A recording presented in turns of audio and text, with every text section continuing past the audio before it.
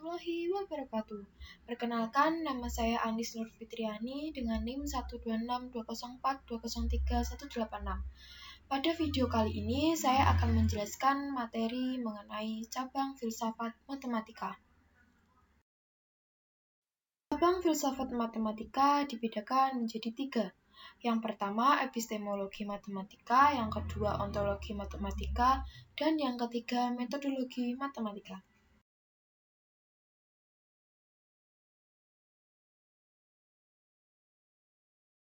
Yang pertama yaitu epistemologi matematika.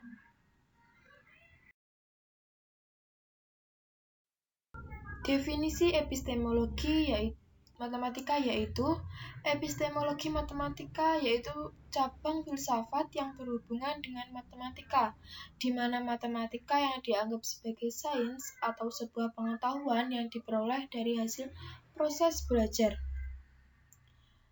Diketahui saat ini seluruh kehidupan manusia rata-rata telah menggunakan matematika, mulai dari perhitungan sederhana dalam kehidupan sehari-hari sampai pada perhitungan yang rumit seperti ilmu astronomi, geologi, informatika, dan lain sebagainya. Hal yang ditelaah dalam epistemologi matematika.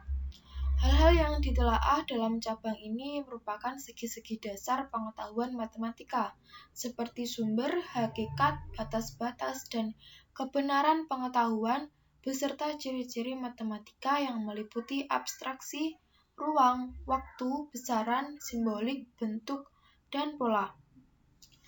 Beberapa ilmuwan menyatakan bahwa matematika merupakan ilmu pengetahuan yang berhubungan dengan bilangan-bilangan, titik garis, ruang, abstraksi, besaran, dan lain sebagainya. Matematika merupakan suatu ilmu yang lebih banyak mengkaji tentang kuantitas, bangunan, ruang, dan perubahan. Pendapat ahli filsafat. Matematika terbagi menjadi beberapa ilmu pengetahuan. Secara garis besar, Ibnu Khaldun menyatakan matematika dibagi menjadi 4 macam, yaitu ilmu geometri, ilmu aritmatika, ilmu musika, dan ilmu astronomi. Sedangkan Immanuel Kant membagi matematika menjadi 3 disiplin ilmu pengetahuan, yaitu logika, aritmatika, dan geometri. Dalam epistemologi, kebenaran dibagi menjadi 3 bagian, yaitu kebenaran epistemolog, kebenaran ontologis, dan kebenaran semantis. Teori yang menjelaskan 3 kebenaran tersebut ada 3, yaitu teori korespondensi yang menyatakan bahwa kebenaran haruslah bersesuaian dengan fakta atau kenyataan yang ada. Jika pertimbangan atau pernyataan sesuai dengan fakta, maka dia benar. Jika tidak, maka dia salah. Yang kedua, teori koherensi yang menyatakan bahwa suatu pernyataan dianggap benar jika bersifat tetap atau konsisten dengan pernyataan-pernyataan sebelumnya yang dianggap benar. Yang ketiga, teori pragmatisme yang beranggapan bahwa suatu pernyataan dianggap benar jika pernyataan tersebut bersifat fungsional dan memiliki manfaat dalam kehidupan praktis.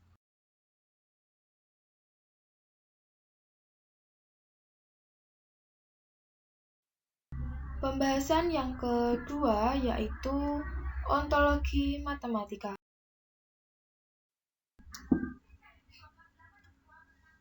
Ontologi matematika merupakan cabang filsafat yang berhubungan dengan yang ada.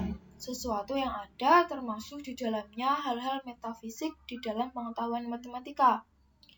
Masalah yang dicakup dalam ontologi matematika ialah pernyataan matematika yang berkaitan dengan dunia nyata atau fakta ataupun hanya dalam pikiran manusia.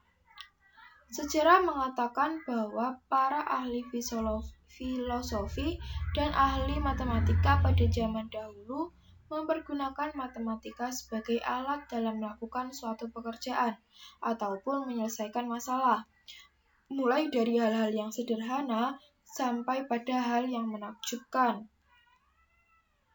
Semua itu dilakukan oleh para matematikawan pada zamannya menggunakan perbandingan.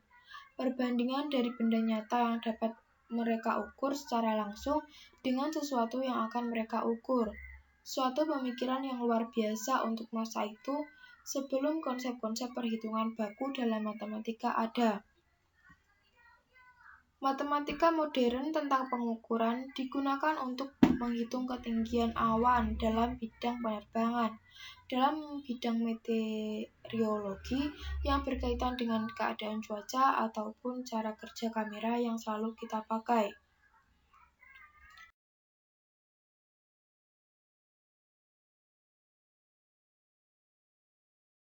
Bahasan yang ketiga yaitu metodologi matematika.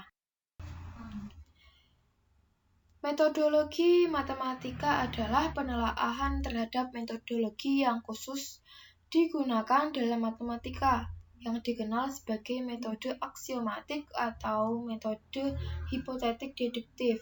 Pengertian lain mengenai metodologi matematika adalah kumpulan cara-cara, rumus-rumus, dan kaidah-kaidah yang digunakan dalam matematika, atau dapat juga diartikan sebagai cara penyusunan berbagai alur dan asas yang diterapkan pada matematika sebagai suatu metode.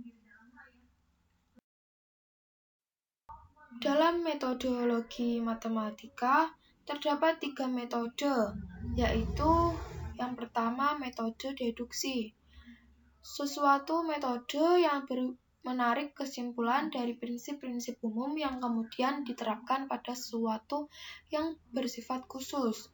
Yang kedua, metode induksi, yang merupakan menarik kesimpulan dari prinsip-prinsip khusus kemudian diterapkan pada sesuatu yang bersifat khusus.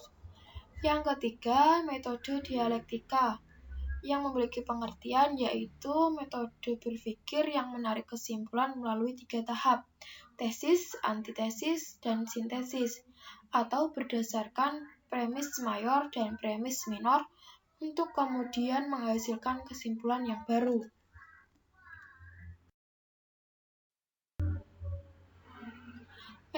Pokok-pokok penting dalam metode matematika ialah aksioma, yang merupakan keterangan yang kebenarannya diterima tanpa pembuktian lebih lanjut dan menjadi dasar atau pegangan dalam sebuah perbincangan. Selanjutnya yaitu definisi, adalah sebuah proposisi yang mengantarkan pada hakikat dan kualitas sesuatu. Dapat berupa artian yang diberi batasan, sifat, pengertian, atau hubungan yang bersumber pada pemikiran manusia. Dan yang terakhir, teorema adalah suatu penemuan bentuk, pola, atau rumus matematika yang baru dan bisa dibuktikan berdasarkan aksioma-aksioma dan definisi-definisi secara logis. Sekian penjelasan materi dari saya. Ada kurang lebihnya mohon maaf sebesar-besarnya. Wassalamualaikum warahmatullahi wabarakatuh.